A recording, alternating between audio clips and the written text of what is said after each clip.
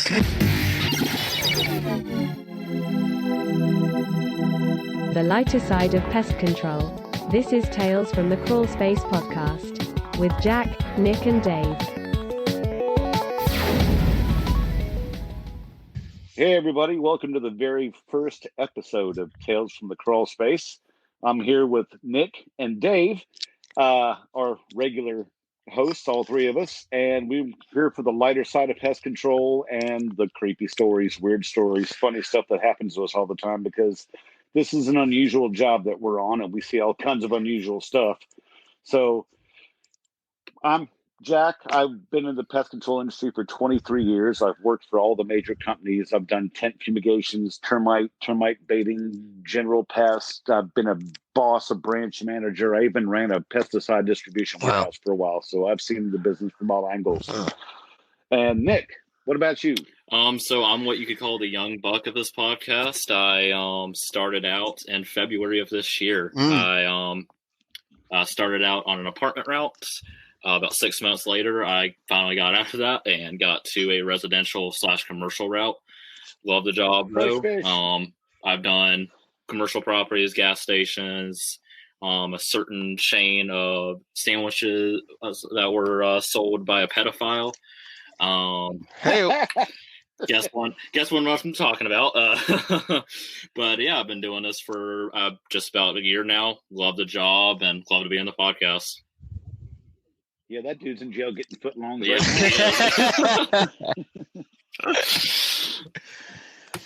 All right, well, Dave. yeah. My name's Dave. Last name Sanchez from New Jersey. I'm a second generation pest control guy. My dad's been doing it for over 35 years. Growing up, I remember him saying, I was always embarrassed, saying like my dad's an exterminator, but my dad was always the guy to say, no, I'm not exterminator. I own an extermination company. And I'm like, okay, but he knows this thing, and he taught me throughout the years. And at first I wasn't sure about it, but I started getting good at it. And now we're almost at a decade. I'm 9 years in. So after this year, I think in August, I'll be a decade in the pest control industry. And like I said, I got good at it and I love it. Yeah, there's always something new to learn. But how many years in do you end up being able to be called a veteran? I mean, where's the line of demarcation for being a veteran? I mean, I don't know what to go with Nick, but I feel like even my dad, the years he's been, there's always something new to run to in our industry, no matter what. Yeah. Oh yeah. You learn something new every day. That's what I tell people. You could be a veteran, but you'll still run into something crazy no matter what. Oh, that's sure. And that's the whole point of this podcast, is the crazy stuff. Well, I figured we'd start off with what everybody's been having to deal with, and that's COVID and the pandemic and the panic that comes along with it and stuff like that, because I got to tell you, it has really changed the way I've had to do service with people with COVID. I mean, I was treating this one house over here in Pennsylvania, central Pennsylvania.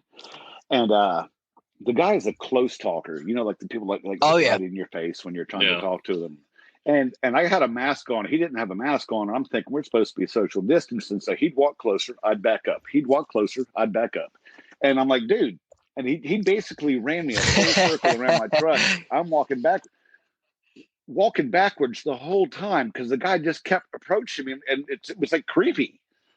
Like, don't you know what's going on here? We're all supposed to be dying here soon, and you're just trying to breathe on me.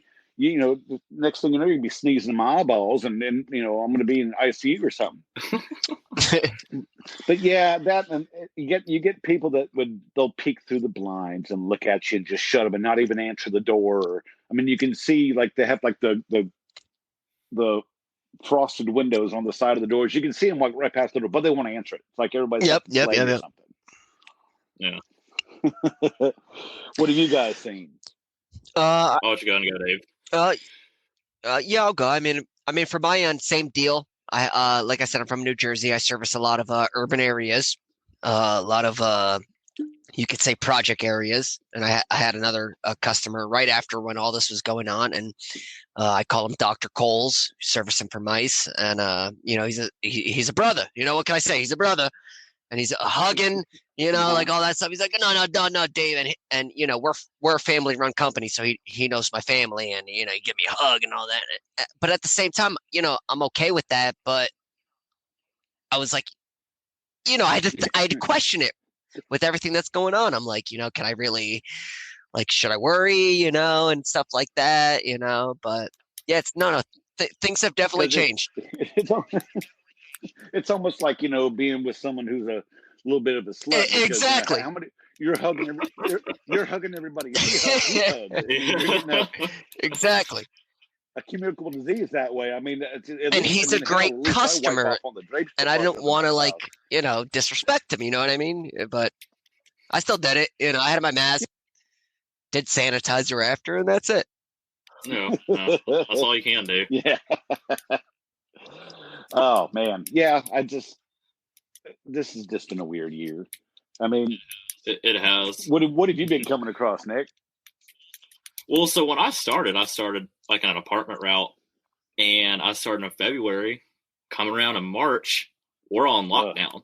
So I'm like, oh man, this shit's a breeze. Like, I'm just going in here, knocking on the leasing office, and they're like, the thing that got me is they would be a sign on the door, say you have to call.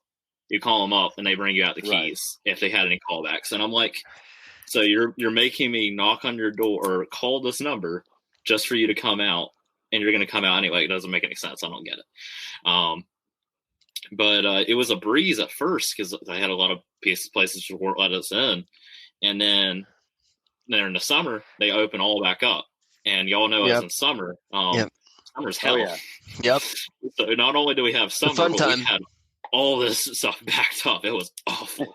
Yeah. I mean. And be backed up too. Yep. Yeah. Oh man, and then having in the summer for us doing mosquito services as well. I've got my full pest route, and then they throw all these dang mosquito services on top of it, and then people were, can you use that to kill COVID? No. I mean, we're using that IC3 natural stuff in one of those steel backpacks, and after a while you get tired of the smell, and I don't know if it would. I don't even know if stuff works, but whatever. Yeah, we know. Just put a little Lysol in your BNG. You'll take care of it. Oh man, that reminds me. It's like back in the old days. If someone didn't think you did a good service, you just put a little orthene in your BNG and go through and spritz the house a little bit of orthene. Yeah, they think you did something because the house smells like ass for like the next 12 hours. Yeah, that's what we've been told. Just if they give you an issue about it, just go take some Exciter and go in there, and they won't complain anymore. Yeah. There's nothing quite like orthene, though. I'll tell you. Yeah. Orthene definitely is one of the worst smelling things you could use. Oh. Yeah.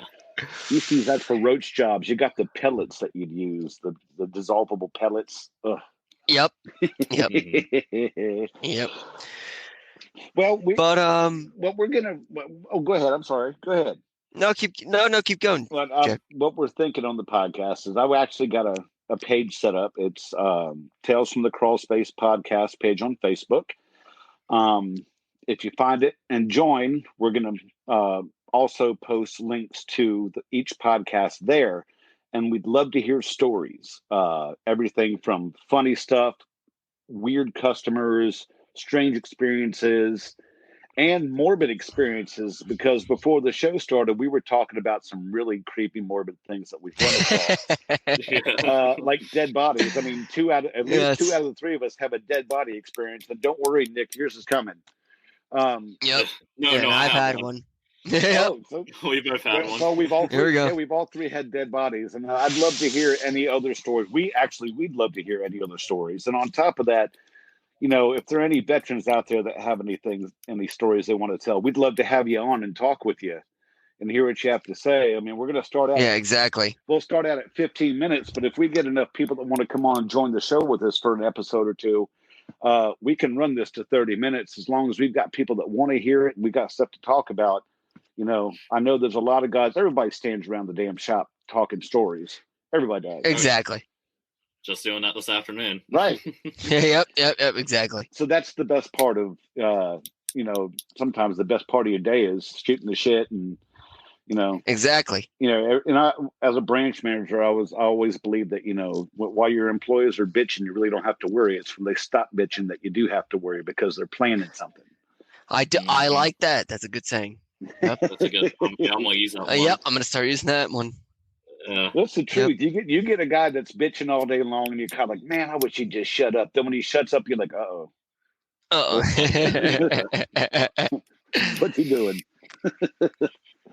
Now, Dave, up in New Jersey, I know New York's really kind of particular about the pesticides you can use. Like, y'all can't use Termidor in New York. Can you use New Jersey? Yeah, we do. New Jersey, the funny thing with New York and New Jersey is New York always makes fun of New Jersey because, they like turn the head on us. Like New York, they could pull your truck over and inspect your truck. Us, like, that never happens in New Jersey. But right. Yeah, no, they're less strict in New Jersey, and I've gone to New York to try to price out some jobs, and New York is where you make the money, but it's difficult.